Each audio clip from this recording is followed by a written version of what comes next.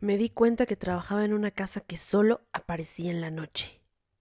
Nunca pensé que un trabajo pudiera mentir tanto, sin decir una sola frase. Cuando acepté este empleo, no sentía miedo. Sentía alivio porque tenía demasiada necesidad. Era un trabajo simple, bien pagado. Eso sí, advertían que era temporal, pero en este momento lo que fuera que me trajera dinero era bueno para mí. Se trataba de vigilancia nocturna, eso decía el anuncio. No se requiere experiencia, perfecto, porque justo yo en este momento no la tengo. Solo es una casa vieja, solo es estar ahí, solo es asegurarse que nadie entrara. ¿Qué tan difícil podía resultar hacer eso? Eso fue lo que me dijeron. Lo que no me dijeron es que yo no estaba ahí para cuidar la casa. La casa estaba ahí para cuidarme a mí. El pueblo era pequeño, casi inexistente. Todo el mundo se conocía porque bien dicen que pueblo chico, ya saben, tal grande. De esos infiernos donde todo, de esos lugares que son tan locales que todo cierra temprano. Y después de las 8 de la noche parece que el mundo no existe. Todos están metidos en sus casas, no hay tráfico, no hay una tienda abierta. Si algo se te antoja o necesitas, imposible. Hasta el siguiente día. Llegué el primer día a trabajar y cuando todavía había sol.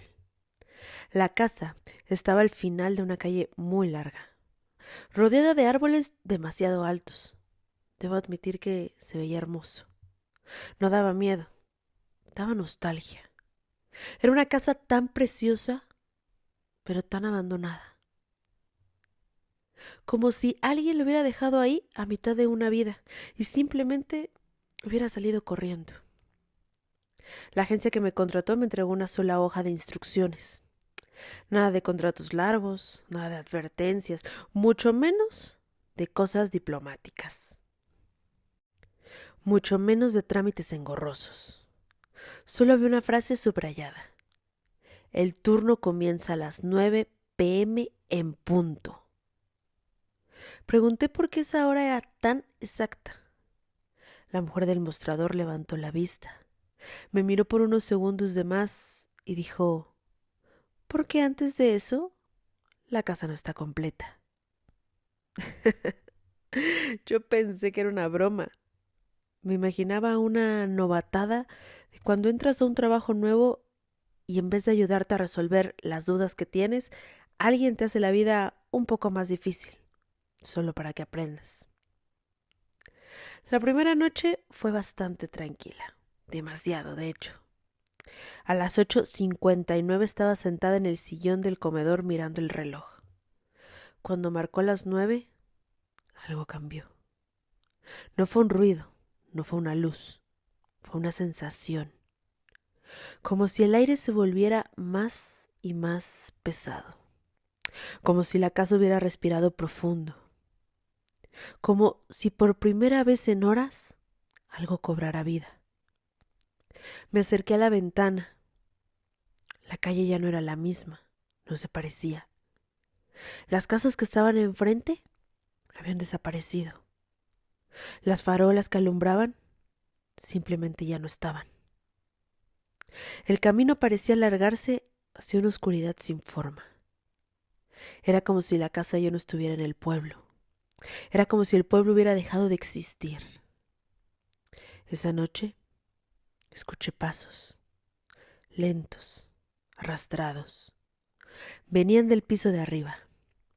Subí con la linterna temblando en la mano, convenciéndome de que todo tenía una explicación lógica. El pasillo era más largo de lo que recordaba. Las puertas, mucho más numerosas. Abrí una al azar. Simplemente no me lo pregunté, solo agarré una perilla y la abrí. Había una habitación amueblada. Tenía una cama, tenía lámpara. Es más, había fotos familiares. Pero era muy extraño porque nadie en esa foto tenía rostro. Solo era una especie de siluetas borrosas. Por supuesto que me asusté. Cerré la puerta y bajé de nuevo, pero el reloj apenas marcaba 9:06 de la noche. Yo juraría que llevaba arriba al menos media hora. Había hecho tantas cosas en ese tiempo que no era posible que solo hubieran pasado 6 minutos. Las siguientes noches empezaron más detalles. Honestamente, en este momento todavía no concibo cómo agarré valor para quedarme más noches. Los objetos comenzaban a cambiar de lugar. Las puertas que aparecían cerradas ahora estaban abiertas. Habitaciones que no existían el día anterior de repente aparecían. Pero yo estaba segura que de una noche a otra no pudo haber cambiado tanto. ¿Cómo era posible? Yo había recorrido esa casa una noche anterior y todo estaba en cierto sitio. Y esa noche parecía como si la casa lo hubieran mudado y yo no me había dado cuenta en qué momento había pasado.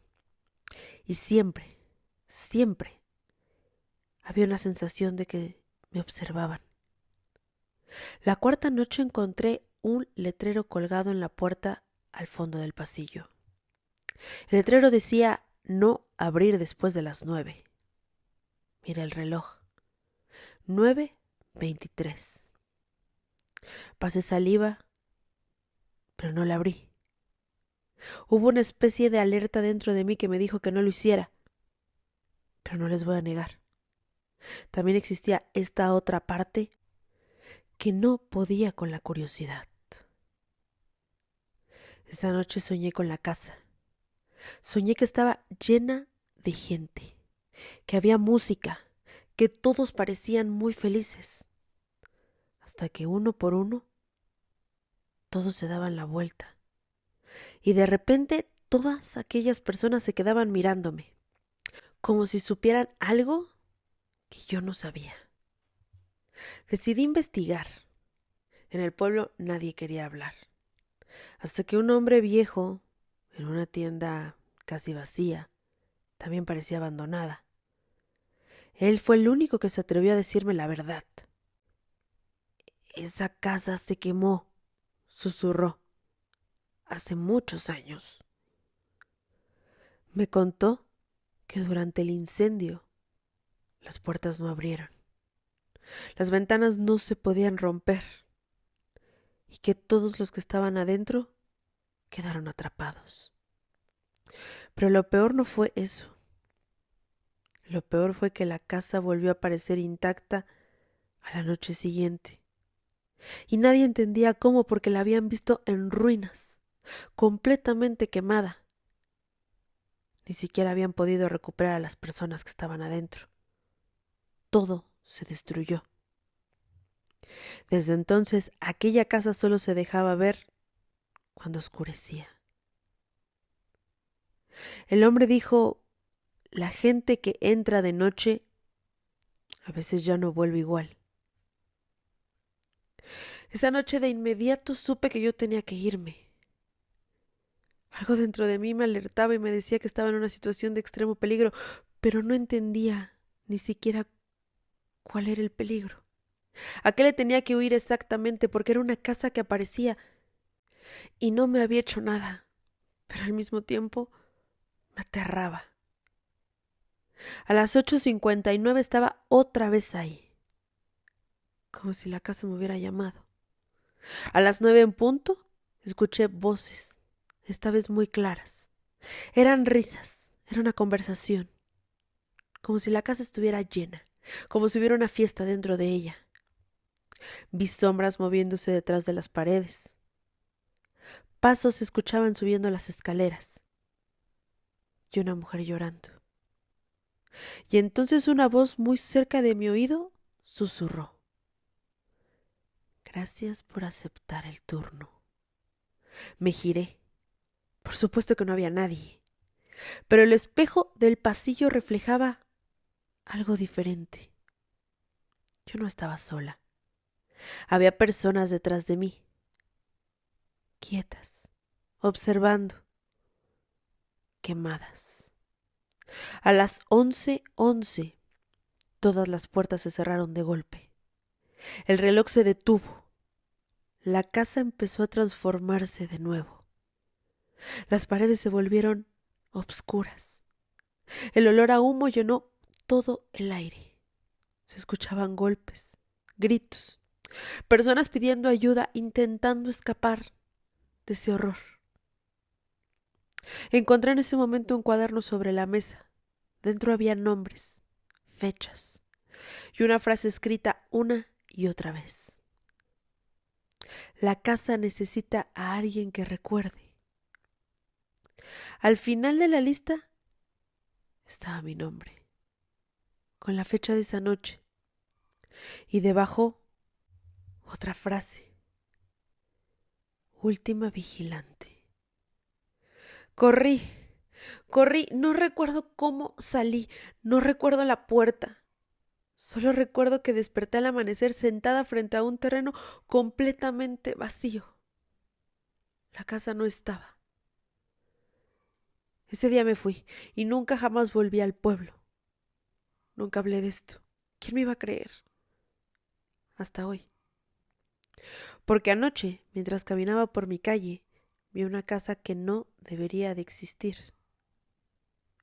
Miré el reloj. Eran las 9. Y entendí algo que nadie me dijo al aceptar el trabajo. La casa no aparece para cualquiera. Aparece para quien necesita quedarse. Y una vez que entras, la casa siempre estará abierta para ti.